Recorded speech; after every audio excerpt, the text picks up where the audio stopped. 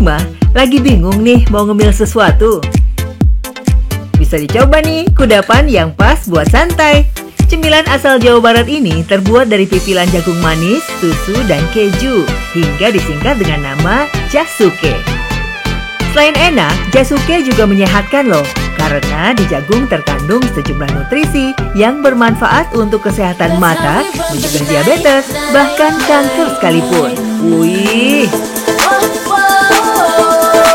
Nah, di sekitaran Air Mancur, Kota Bogor, Jawa Barat, ada nih usaha jasuke keliling. Tapi meski pakai gerobak di pinggir jalan, jangan salah, pembelinya bisa berjubel. Bahkan dalam sehari, gerobak ini bisa menjual 30 kg jagung manis pipilan. Subhanallah. Karena rasanya yang manis, gurih, mungkin disukai anak-anak muda gitu. Kalau dari segi harga sih menurut saya itu nggak murah dan nggak mahal, standar. King Mozzarella. Demikian Putri Dwi Pertiwi menamakan usaha jasukenya ini. Selain gencar mengenalkan usahanya di media sosial, Tiwi pun mengajak kerjasama salah satu komunitas penikmat makanan di Bogor untuk memberikan ulasan mengenai produk jasukenya. Alhasil, bisnis jasuke milik wanita 26 tahun ini semakin melejit. Para pembelinya rela antri demi sebuah camilan dalam cup dengan beragam varian rasa seperti mozzarella, taro, green tea, dan strawberry. Tujuan saya biar mempromosikan karena dagangan saya tuh adanya di dalam gang gitu, nggak banyak orang tahu gitu, nggak kayak yang di pinggir jalan kan, jadi orang lewat dia bisa tahu gitu. Viralnya usaha jasuke ini diakui Tiwi bukanlah sebuah proses yang singkat, seperti membalikan telapak tangan, melainkan penuh lika-liku yang menguras emosi dan air mata. Awalnya, Tiwi tak punya cukup uang untuk memulai usaha jasuke ini. Jangankan untuk membeli gerobak dan perlengkapan lainnya, untuk bahan-bahannya pun tak mampu ia beli. Tiwi mencoba mencari pinjaman uang ke seorang teman baiknya. Beb, aku boleh pinjam uang nggak buat modal usaha? Gak ada. Cari yang lain aja sana. Gak ada duit saya. Namun justru sang teman bersikap acuh dan enggan memberikan pinjaman uang. Padahal di saat sedang susah, Tiwi selalu sikap membantu sang teman sekuat tenaga. Belum kerja, alasannya kayak anaknya sakit atau udah kepake uangnya banyak lah alasannya gitu. Sakit hati sih, sakit hati, kecewa gitu. Di saat saya butuh benar-benar untuk usaha, nyatanya nggak ada yang mau minjemin gitu. Dalam keadaan paling sulit, di suasana yang sangat kritis, seperti peperangan, orang-orang mukmin tetap merasa terhibur. Kenapa? Karena dia memiliki harapan kepada Allah Subhanahu wa Ta'ala. Allah Subhanahu wa Ta'ala berfirman, "In takunu ta'lamun fa innahum ya'lamuna kama ta'lamun wa tarjuna minallah ma la yarjun." Jika kamu merasa tersiksa, merasa susah, mereka juga merasakan hal yang sama. Tapi kamu ada yang diharapkan, sementara mereka tidak ada yang diharapkan. Yang penting adalah memuarakan harapan itu kepada satu zat yang tidak pernah mengecewakan makhluknya. Dialah Allah Subhanahu wa Ta'ala. Berharap kepada manusia, manusia dapat berubah. Berubah karena hatinya tidak lagi dekat atau mencintai kita, atau karena dia tidak memiliki lagi kekuatan dan kekuasaan pada apa yang dia pernah janjikan kepada kita. Maka Ali bin Abi Thalib berkata, "Aku sudah pernah merasakan banyak kepahitan dalam hidup. Hal yang paling pahit adalah berharap kepada manusia." Tak mau larut dalam kesusahan, Tiwi berpikir keras mencari jalan keluar.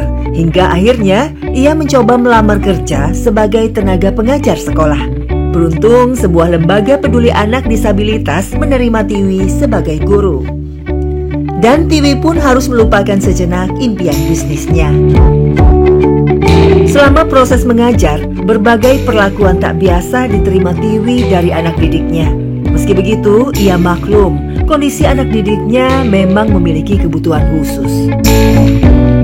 Tiap harinya selalu ketawa karena ngelihat tingkah anak-anaknya kayak yang lucu gitu. Kadang selalu ngasih perhatian sama gurunya. Kadang sampai saya pernah kayak ngerasain dijenggut sama anak-anak kayak disabilitas gitu. sampai kayak diludahin atau dia ngamuk-ngamuk. Dicakar pun pernah sampai berdarah. Perhatiannya kayak, ibu sudah makan belum gitu. Ibu kenapa, misalkan kitanya diem aja, ibu kenapa diem aja, kau sakit gitu, dia suka ngomong. Sekian lama menjadi tenaga pengajar di sekolah disabilitas, Tiwi sedikit demi sedikit bisa mengumpulkan uang. Dan saat jumlahnya sudah mencukupi, ia pun membangun bisnis impiannya.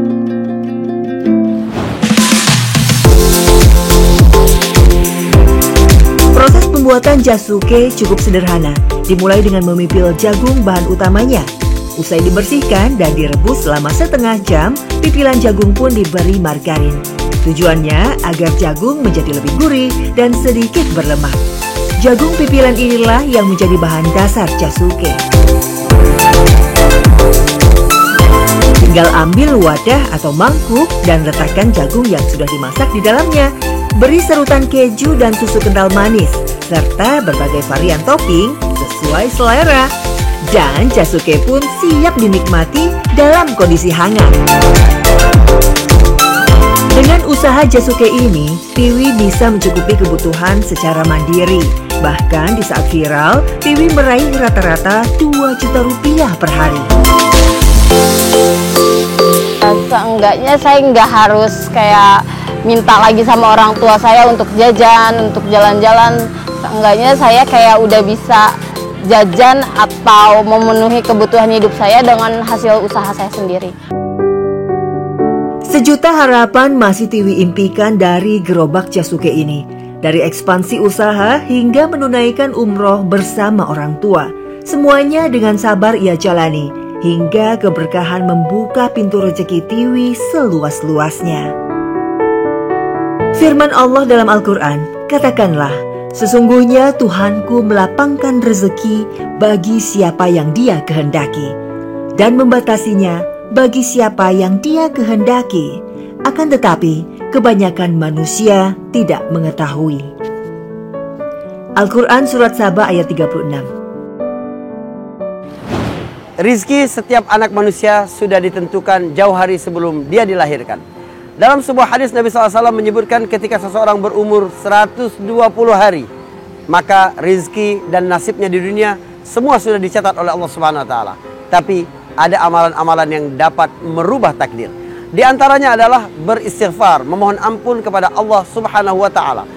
Allah bercerita ini pada kisah Nabi Nuh alaihissalam ketika dia memerintahkan kaumnya, "Faqultu astaghfiru rabbakum innahu kana ghaffara." Maka aku berkata kepada mereka, beristighfarlah, memohon ampunlah kepada Allah karena Dia Maha mengampuni. Kalau Allah mengampuni, maka yursilis sama alaikum midrara wa yumdidkum bi amwalin wa banin wa yaj'al lakum jannatin wa yaj'al lakum anhara. Allah akan menurunkan hujan yang lebat dari langit. Allah akan menambah rizki, harta dan anak. Allah Subhanahu wa taala menjadikan sungai-sungai yang mengalir dan tanah-tanah yang subur, taman-taman yang bagus untuk kalian. Ini semua adalah kenikmatan di dunia. Bagaimana Allah menambah takaran yang sudah seharusnya diberikan kepada manusia karena istighfar. Atau amalan lainnya adalah silaturahim. Siapa yang ingin diluaskan rezekinya dan dipanjangkan umurnya, maka sambunglah silaturahim. Begitu juga bersedekah, doa, hal-hal yang dapat mengubah takdir yang telah ditetapkan oleh Allah Subhanahu wa taala. Menggali hikmah, menuai berkah. Assalamualaikum warahmatullahi wabarakatuh.